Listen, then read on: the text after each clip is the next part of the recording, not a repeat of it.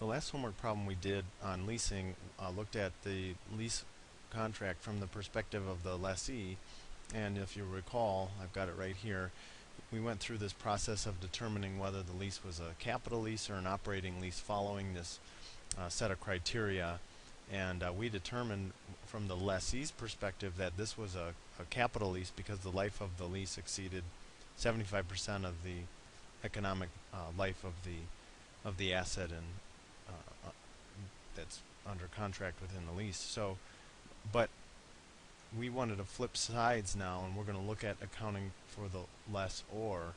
And so, as I work through this problem, you might need to refer back to that prior problem for some of the present value calculations because they're the same, and I'm not going to take time to go through them again. But remember that all we're doing is switching sides of the transaction, and we're saying, okay, now we're the lessor. So what happens when we enter into a lease agreement and we're on the other side of the transaction? So you can familiarize yourself with all of this detail here. The first thing we're going to do is prepare the entries for the lessor on the date that the lease is agreed upon and the contract is signed, which is January 1st of 2016. And before we can do that, if I'll take you back to the lessee's perspective, we went through this four set of criteria to determine if it was a capital lease or an operating lease, because that really sets the stage for how we account for the lease. And we're not going to go through this same process because this is designed for the lessee. What you'll notice is the lessor has a more complicated set of criteria that we need to apply the language of the contract towards. And you'll notice that this little diagonal shape right here asks whether the lease meets any of the group 1 criteria. So same as the lessee. So what they're saying is summarized in this one box is all four of these criteria. So if we went through these four criteria, which we did before, accounting for this as the lessee, we answered yes. And the yes meant it was a capital lease. So if I go back to this and I look from the lessor's perspective, do we meet any of the four? Yes, we did, because of the life of the lease compared to the economic life of the asset. So we answer yes right away, and we move next to a second set of criteria to determine whether it's an operating lease or we have some other categorizations of the capital lease. So the next question asks, is collectability of the lease payments reasonably certain?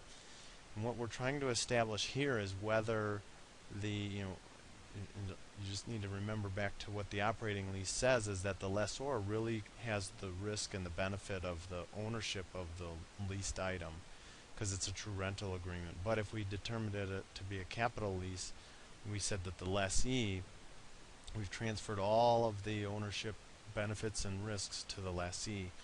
And if we're still trying to determine that same set of circumstances, whether the ownership risks and benefits have transferred, we have more questions to ask. And one of those is, has the ownership really passed hands, right? Can we determine that the risk and the benefit is? And if we look at the contract and we say, this person that's on the side of the lessee is, we're not sure if we're going to be able to collect all the lease payments, and if that's the case, we get the leased asset back if they don't breach a contract at that point, then I'm not sure I can say that I've really transferred the benefits and risks of ownership. So if it's expected we're not going to receive the payments, maybe the transaction was entered into a company that has is facing some financial difficulties, or for whatever reason we don't think we'll get the payments, then we would call it an operating lease because we haven't transferred all the ownership risks or benefits.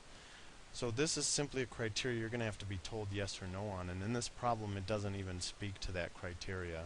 So I'll just tell you right now that we'll say, yeah, we probably wouldn't enter into this deal if we weren't going to expect to collect all of the lease payments. So we'll say yes. And then another set of criteria says, is the lessor's performance substantially complete? Right? So if I've truly transferred ownership, risks, and benefits, I'm done with that asset. It's yours now. But if there's some stipulation in the lease agreement that says, no, you know what, I'm not really done. I'll come back in 3 years, and if the thing breaks down, I'll replace it, something like that, then we haven't completed all of our obligations relative to the lease, and it would be considered an operating lease. So this again is going to have to be a yes or no question. The problem doesn't speak to it, so I'll just say yes. Okay, so we've answered yes, yes, yes, yes. And then the next last set of criteria says, does the asset fair value, which is listed 625,483, equal the lessor's book value? Okay, so what do we mean by uh, the, the the book value? So the book value in this case would be our cost, and we're told what the cost we paid was. We're the lessor. We paid 625,483. So the fair value matches the price paid, and so what that tells us is that there's no built-in profit here, and we'll go through a problem later on that determines whether we have a sales type lease or direct financing lease. A sales type lease occurs when you have built-in profit. In other words, we've maybe paid 625, and maybe the fair value as determined by the present value of the lease payments is higher than that. We're charging more. There's built-in profit, and we're really having a sale occur within that lease contract as well. So we'll say yes again, because they obviously do match. So the answer is yes. And we have what's called a direct financing lease. So that was an awful lot of criteria to go through to determine how to account for the lease at inception. So if it's a direct financing lease and we're the lessor, we've just taken a piece of equipment.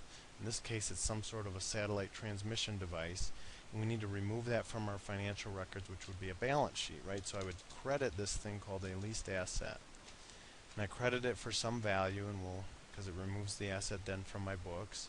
And the value, I'm not going to go through the calculation again, but I've got it highlighted here. You take that $120,000 payment that's stipulated in the lease contract, and you come up with the present value of all these cash flows. And you use the discount rate of 12%, but you really take 6% because it's a semi-annual payment. And we did that in the last problem. You can go back and refer to that if you're having questions or problems on how to calculate the present value. And so when we calculated that, it came up to 625,483 all round. So the leased asset comes off of our financial records at 625,483, and we debit this thing called a lease receivable, because now the lessee owes us this chunk of money discounted into the present day's form. So we get rid of the leased asset because the ownership risk and benefits have changed hands to the lessee, so we should remove that asset from our balance sheet, and we record the future receipt of all of these cash flows that are stipulated in the contract and the lease. So that's how you would record the inception of the lease. One more thing happens on January 1st, and that is that we receive this first payment of $120,000. So we actually get cash of $120,000 because we're the lessor, and we would reduce our lease receivable. And what would be a good idea for you to do is to contrast both of these transactions to the accounting for the lessee, so you can see exactly what the difference is. And there's not a whole lot. We've just flipped sides of the same transaction and have recorded it from the lessor's perspective as opposed to the lessee. So that's the first transaction, the first requirement of this problem.